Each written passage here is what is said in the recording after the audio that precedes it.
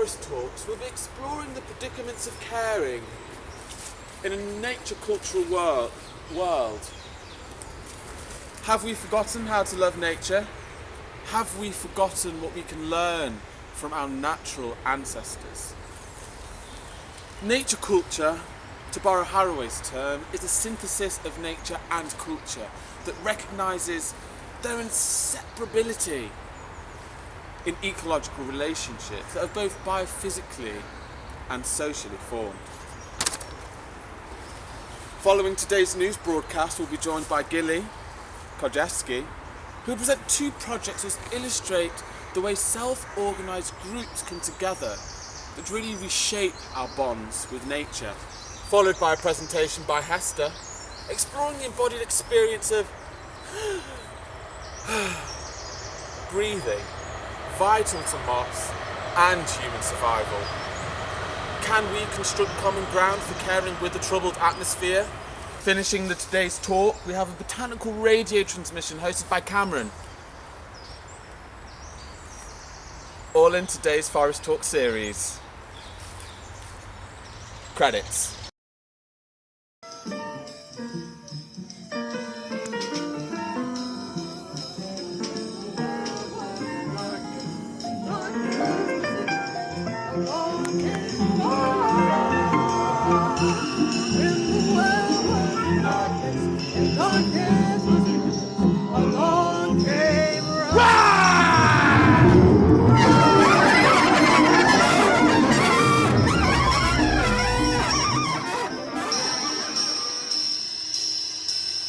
Hello, humans and critters alike. I welcome you to Arborescent News, where we'll be discussing the most current intergalactic forest headlines from the deep past, present and future. I am but a humble time traveller. I have witnessed the horrors of human civilization, but also the beauty of coming together to live with and for a damaged world. I join you today to tell you you're all going to die if you don't sort your shit out. We are but a speck in the life of Earth's 4.5 billion years, but the most prominent force in the reckoning of our future and the destruction of our past. The mass extinction of plant and animal species is unlikely to recover for 10 million years. You are becoming an unkindness of ghosts who will haunt our future indefinitely. But alas, we come here together, hand in virtual hand, leaf to virtual leaf, as recognisers and champions of learning from the importance of our past, the sharing of knowledge passed down from our ancestors, which also include our other than human kin. Here is your 1 minute Arboreal News update. Refugees are on the move in forests across western US.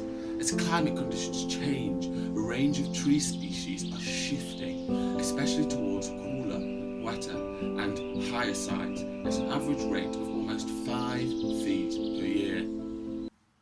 What did you do with your Christmas tree? Where did you source it from? Over 10 million trees are produced and cut each year between Europe and US. They are typically fir trees. If not disposed of properly, the tree will decompose and produce methane. The survival of over 200 species of conifers face extinction due to deforestation and annual cuts. I don't think they had a good Christmas. Moss viewing is on the rise in Japan.